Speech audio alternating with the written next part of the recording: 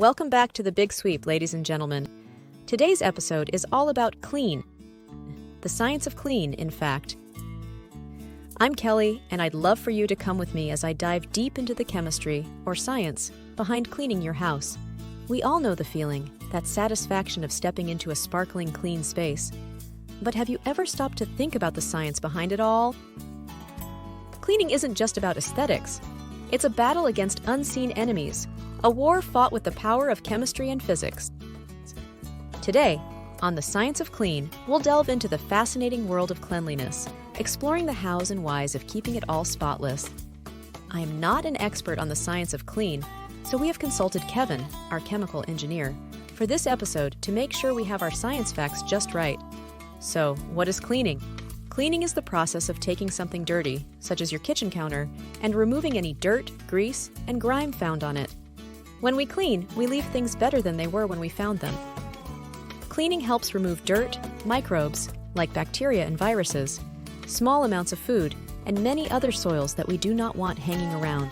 Germs and end the invisible battlefield. Let's begin with our microscopic foes, germs. These tiny organisms, bacteria, viruses, and fungi, can thrive on almost any surface, multiplying rapidly. While most are harmless, some can cause illness. Enter the cleaning products, our arsenal in this microscopic war. Cleaning products work in various ways, depending on their ingredients. Some, like soaps and detergents, use surfactants.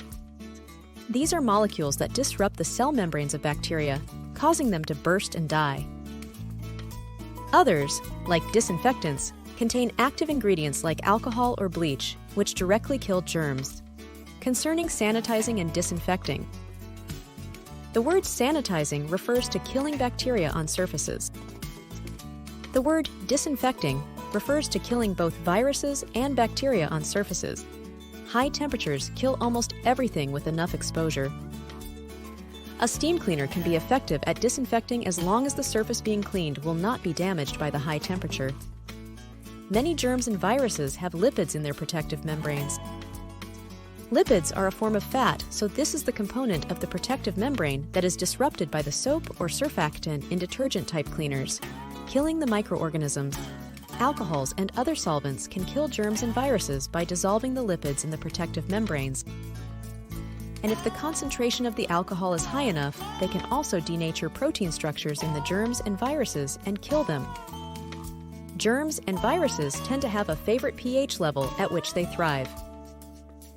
Different organisms thrive at different pH levels, however, very few can survive at extremes of high or low pH.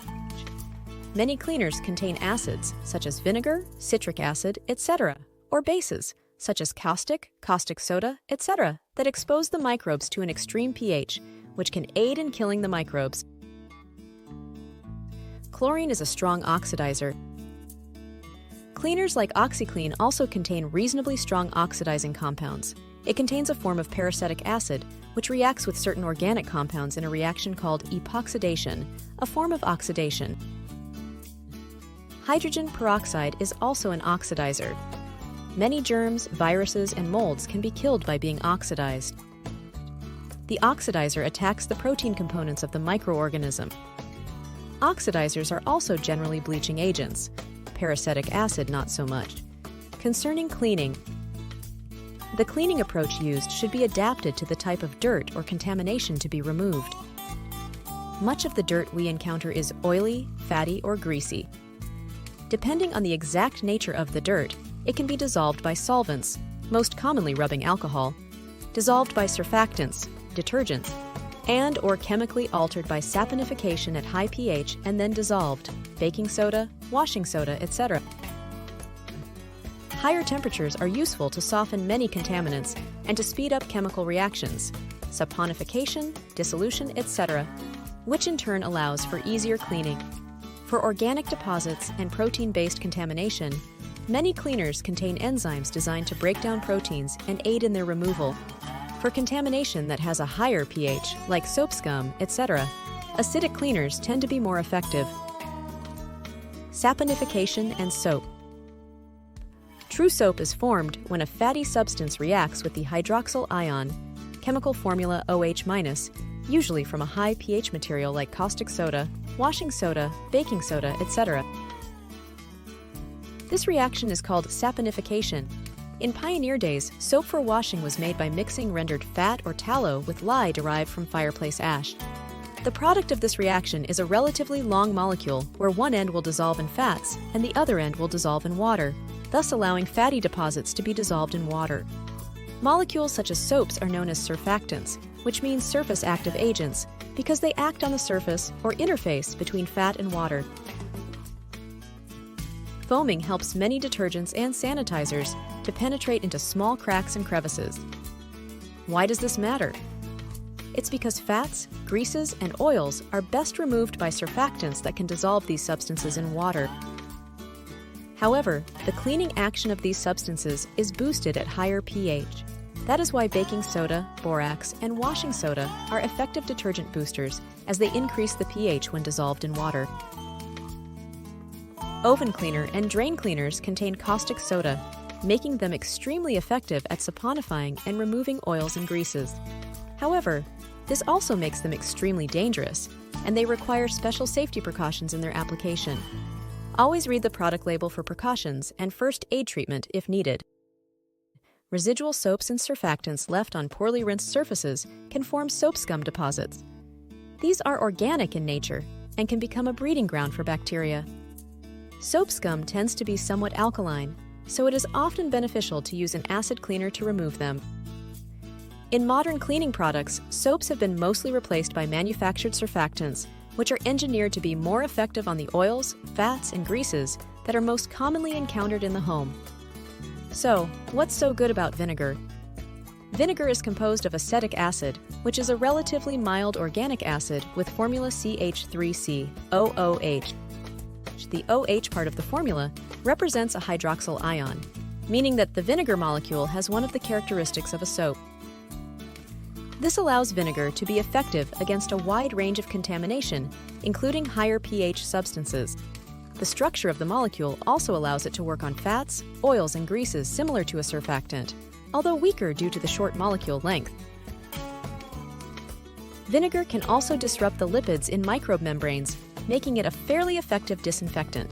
While vinegar does many things, there are almost always better choices for each of the things that vinegar can do. On the other hand, vinegar is cheap, readily available, and natural, and few other cleaners can do all of the things that vinegar can do together. This makes vinegar a popular choice for an all-round cleaner. The power of physics, from soap to scrubs. It's not just about the chemical warfare. Physics plays a crucial role too. Simple actions like wiping, scrubbing, and vacuuming physically remove dirt and debris, preventing them from harboring germs.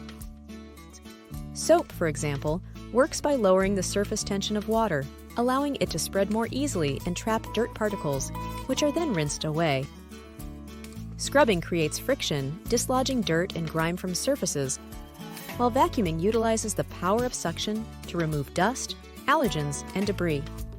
If you're enjoying the video so far, give it a thumbs up and subscribe to The Big Sweep. Ring the notification bell so you don't miss out on any upcoming episodes. Beyond the surface, deep cleaning the unsung heroes. The fight doesn't end at superficial cleaning.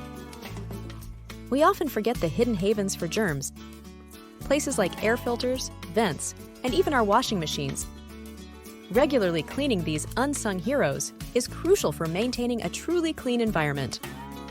Air filters, for example, trap airborne pollutants and dust, improving air quality. Vents can become breeding grounds for mold and mildew, so regular cleaning, or replacement as appropriate, prevents their growth. And washing machines, ironically, can accumulate bacteria and mold themselves, which can then transfer to your clothes.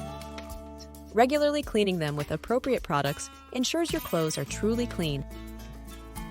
Cleaning hacks and sustainable practices. Now, armed with the knowledge of the science behind cleaning, let's explore some practical hacks to improve our cleaning game. Microfiber cloths. These cloths have tiny fibers that trap dust and dirt more effectively than traditional cloths. White vinegar. A natural disinfectant and deodorizer, white vinegar can be used for cleaning surfaces, windows, and appliances. Baking soda. This versatile powder acts as a natural abrasive and deodorizer, perfect for tackling tough stains and cleaning carpets. While cleaning is crucial, it's equally important to be mindful of the environment. Look for eco-friendly cleaning products made with biodegradable ingredients and avoid using harsh chemicals whenever possible.